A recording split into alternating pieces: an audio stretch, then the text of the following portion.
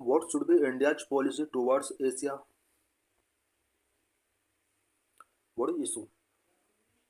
India's policy towards Asia should be a comprehensive and proactive strategy, building on the existing Act East and Neighborhood First policies to position India as a responsible regional leader, counterbalance China's influence, and foster economic prosperity and security.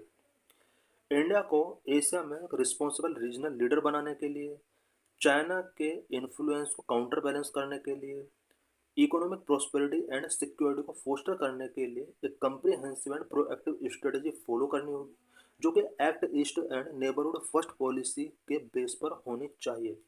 This approach should be build on the pillars of enhanced connectivity, economic integration, robust security cooperation and extensive soft power diplomacy. India का Asia को लेकर जो approach होना चाहिए वो कुछ pillars पर build होना चाहिए, स्पेशली 4 पिलर्स पर ये बिल्ड होना चाहिए. Number 1, enhanced connectivity. इंडिया को एशियन कंट्रीज के साथ अपने कनेक्टिविटी को एनहांस करना चाहिए. इकोनॉमिक इंटीग्रेशन पर फोकस करना चाहिए. सिक्योरिटी कोऑपरेशन को रोबस्ट करना होगा एंड सॉफ्ट पावर डिप्लोमेसी को एक्सटेंसिव करना होगा. Core objectives of India Asia policy. India की एशिया पॉलिसी के कोर ऑब्जेक्टिव्स क्या क्या हैं? Number 1, promote regional stability and rule based order. India चाहता है कि regional stability and rule based order को प्रमोट किया जाए. Number 2, secure economic interest. India अपने इकोनॉमिक इंटरेस्ट को भी सिक्योर करना चाहता है. Number 3, enhance connectivity. इंडिया अपने कनेक्टिविटी को एशिया में एनहांस करना चाहता है. नंबर 4, काउंटर बैलेंस जियो पॉलिटिकल शिफ्ट. जो जियो पॉलिटिकल शिफ्ट हो रहे हैं उसको भी काउंटर बैलेंस करना चाहता है India. Number 5, ensure energy security. India अपने एनर्जी सिक्योरिटी को इंश्योर करना चाहता है. Number 6, strengthen strategic autonomy. Strategic autonomy India की जो है उसको स्ट्रेंथन करना चाहता है एशिया में.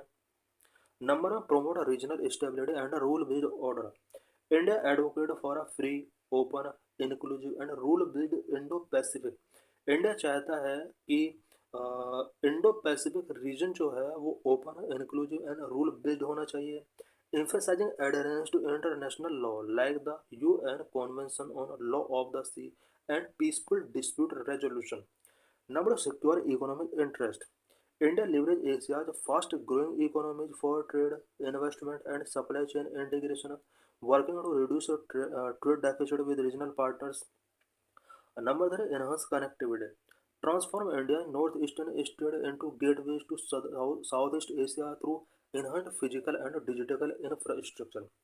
कनेक्टिविटी को एनहांस करने के लिए इंडिया नॉर्थ ईस्ट स्टेट के अंदर कुछ ट्रांसफॉर्म कर रहा है सो दैट ये स्टेट साउथ ईस्ट एशिया के लिए गेटवे बन सके, फिजिकल एंड डिजिटल इंफ्रास्ट्रक्चर को एनहांस किया जा सके.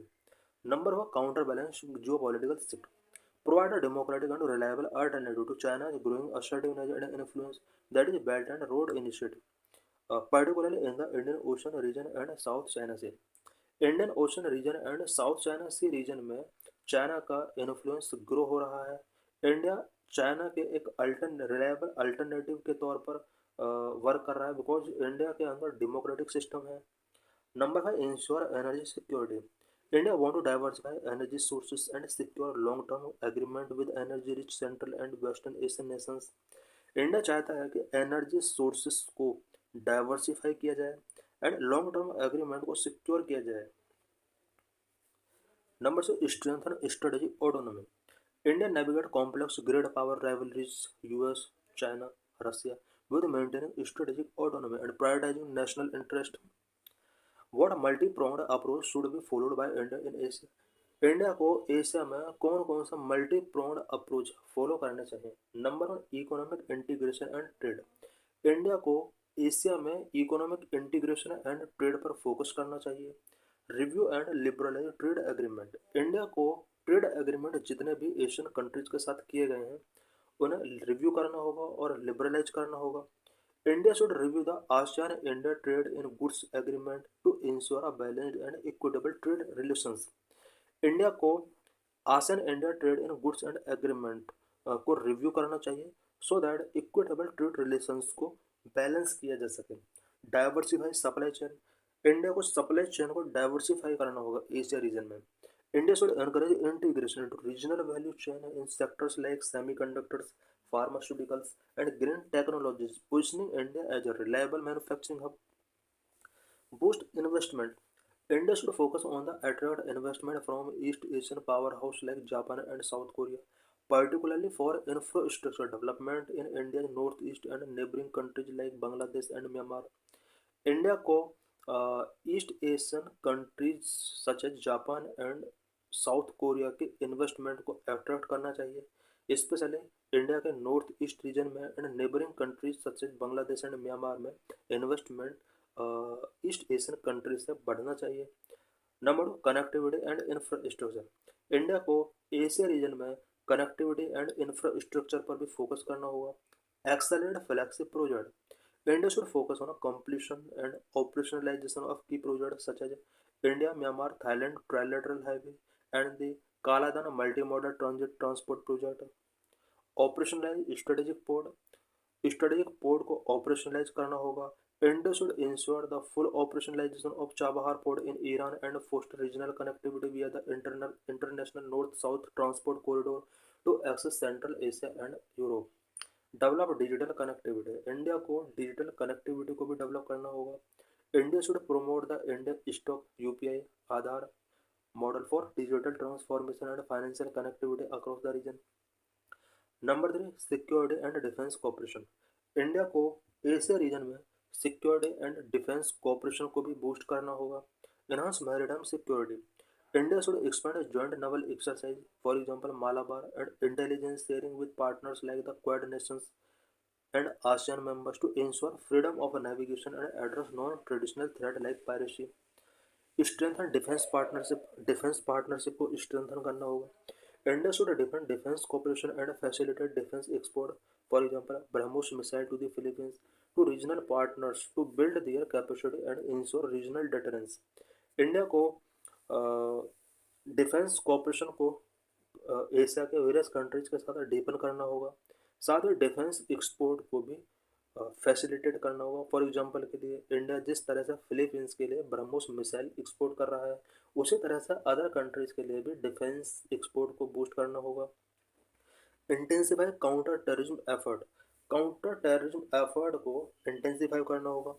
India should collaborate on intelligence sharing and joint training with Central and West Asian countries to combat regional terrorism and radicalization threat.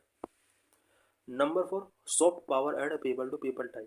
India को Asia region में soft power का use करना होगा, साथ ही पीपल टू पीपल टाइज पर भी focus करना होगा। Leverage cultural heritage. India should utilise shared historical cultural and religious ties to build deeper trust and people to people connections. India को अपने ट्रस्ट को डीपर करने के लिए, पीपल टू पीपल कनेक्शंस को बूस्ट करने के लिए shared historical cultural and religious ties को यहाँ पर यूटिलाइज करना होगा। Expand educational and cultural exchanges. Educational and cultural exchanges को एक्सपेंड करना होगा। India should encourage scholarship, youth summits, and cultural festivals, and promote the development of institutions like Nalanda University to foster academic and research collaboration. Mobilize the diaspora. India should engage the large Indian diaspora in the West and Southeast Asia as strategic assets to strengthen bilateral ties and economic cooperation. Conclusion. By implementing these measures, India can effectively pursue its strategic and economic interest in Asia, fostering a stable, prosperous, and connected region with asserting its role as a leading global power. इन सभी measures को implement करके India अपने strategic and economic interest को Asia में pursue कर सकता है effectively तरीके से। So thanks for watching.